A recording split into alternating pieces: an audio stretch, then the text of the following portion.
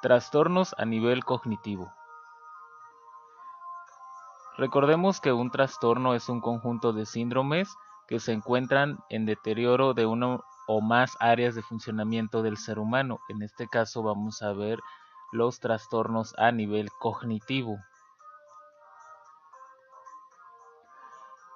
Hay que considerar que el trastorno a nivel del Código Penal, en donde la psicología se relaciona con otras ciencias como la criminología o el derecho, en donde la tendencia es que haya más presencia de trastornos en adultos, el trastorno es transitorio, de corta duración, producido por una causa cualificada, con grado suficiente de perturbación. No es voluntario, no es previsible y es irresistible, es decir, no se puede inhibir o no se puede controlar el impulso. En cuestión penal o en cuestión forense cabe destacar que son muchas las personas, son muchos los factores también que influyen para poder evaluar o determinar la presencia de un trastorno. Es por eso que ante la gama de trastornos, en el aspecto penal, solamente se le llama trastorno mental transitorio, porque es de corta duración, y recordemos que es temporal.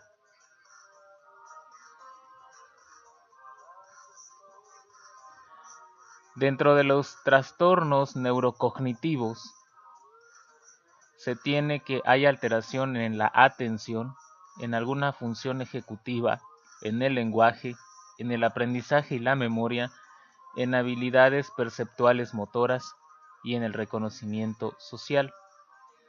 Pero, ¿a qué se refiere el elemento de cognición? Es la capacidad del ser humano para conocer por medio de la percepción y del cerebro. En otras palabras, podemos decir que cognición se refiere a todos aquellos procesos mentales que ayudan al ser humano a penetrar en el conocimiento. A nivel general, en los trastornos a nivel cognitivos o neurocognitivos tenemos los delirium, la demencia, los trastornos mentales por enfermedad médica o la amnesia, que se dan sobre todo en adultos mayores. En cuanto a los trastornos a nivel cognitivo en la dimensión de atención,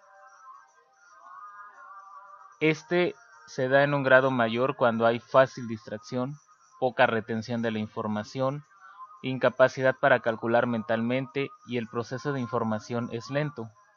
A nivel menor es cuando se tarda en ejecutar conductas o destrezas, hay errores en tareas rutinarias y la persona puede pensar mejor ante pocos distractores. Es decir, aquí se suele señalar que es de lento aprendizaje o de lenta ejecución. En la dimensión de función ejecutiva se refiere a la solución de problemas o hacer diferentes tareas para llegar a un objetivo.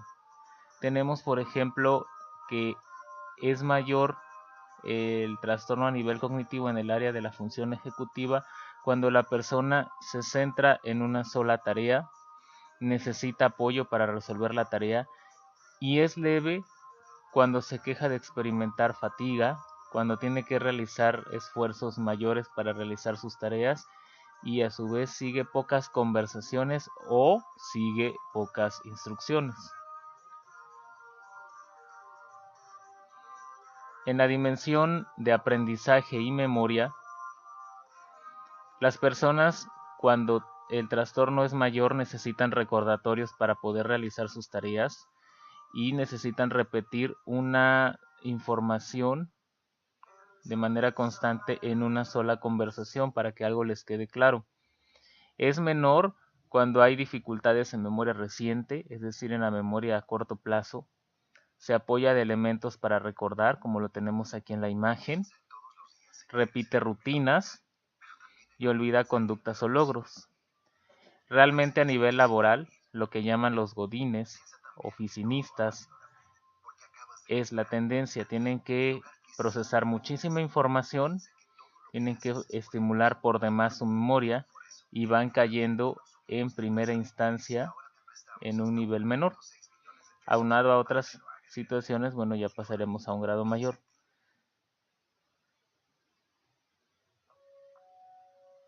En cuanto al lenguaje, cuando es mayor el trastorno cognitivo, hay dificultades en el lenguaje expresivo. No es que las personas no sientan las emociones, simplemente se les dificulta expresarlas.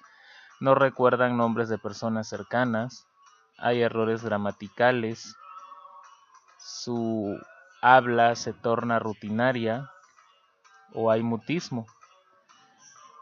Es menor cuando no logran categorizar o llamarle a las cosas por su nombre, por lo tanto no usan nombres concretos o hacen omisiones sutiles, es decir, algún artículo, algún nexo, alguna conjunción, alguna preposición es omitida durante la emisión de alguna oración.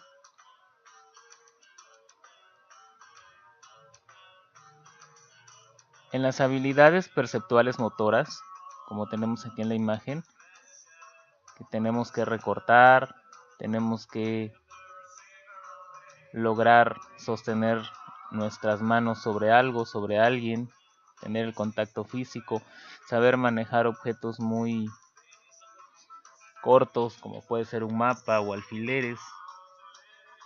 Bueno, aquí cuando el trastorno es mayor, hay dificultades en actividades que antes le eran familiares a una persona, por ejemplo, cerrar la puerta con una llave, o es menor, por ejemplo, cuando depende de mapas, notas o instructivos para poder llevar a cabo movimientos minuciosos.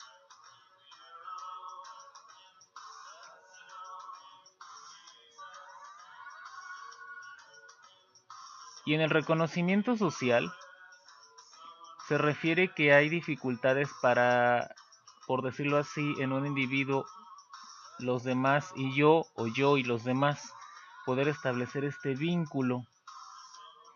Y es mayor el trastorno cuando las conversaciones son poco claras o poco socialmente aceptables, es decir, te saltas de un tema a otro o utilizas palabras que no van. Las personas se obsesionan con un tema, las decisiones son inseguras y hay poca atención también para con lo que está diciendo otra persona. Es leve cuando hay cambios en conducta, menor capacidad para responder o aplicar claves sociales como los gestos, mayor extraversión o introversión, como cuando hay algo de euforia, como aquí tenemos en la imagen señalada, hay mayor inhibición o apatía, como en este caso esta segunda imagen señalada, o hay nerviosismo ocasional, que se puede traducir en ansiedad.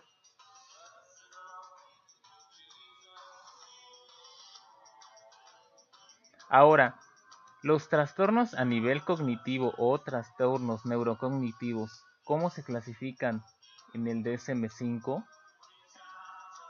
El primer nivel, por decirlo así, es el síndrome confusional. La persona no es consciente de lo que hace y no puede ejecutar ciertas tareas, no puede emitir conductas por demás elementales y esto puede deberse a intoxicación de sustancias o por abstinencia de sustancias, el otro extremo, por la inducción de medicamentos, por otra afección médica o etiologías múltiples, a múltiples causas. El segundo nivel, por decirlo de alguna manera, y que es un poco más severo, son los trastornos neurocognitivos leves y mayores. Y como aquí están las categorías, vamos a empezar a mencionarlas. Puede ser debido a la enfermedad del Alzheimer, debido a una complicación frontotemporal a nivel cerebral, o con los cuerpos de Lewy, una cuestión vascular en el cerebro, o debido a un traumatismo cerebral, como son los golpes.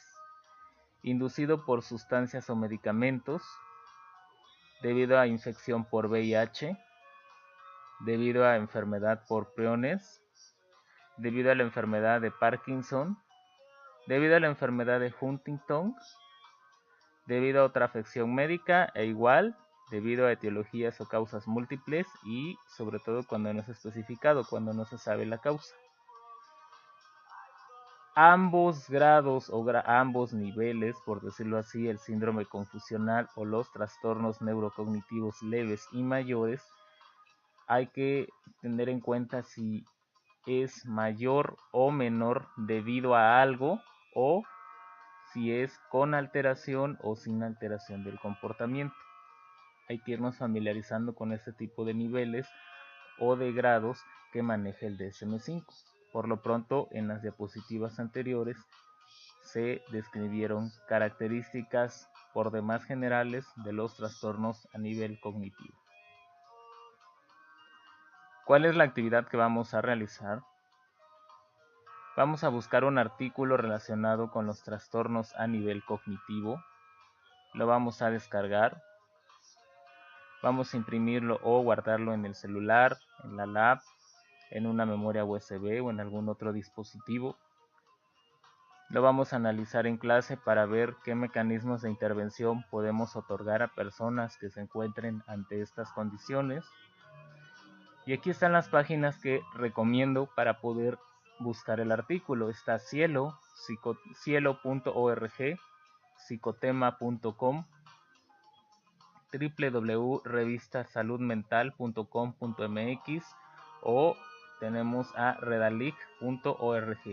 Cabe destacar que la revista de salud mental es la revista que maneja el Instituto Nacional de Psiquiatría Ramón de la Fuente Muñiz y por lo regular los estudios que aquí se publican son en población mexicana. Por lo pronto es todo, muchísimas gracias, estamos pendientes, cuídense mucho.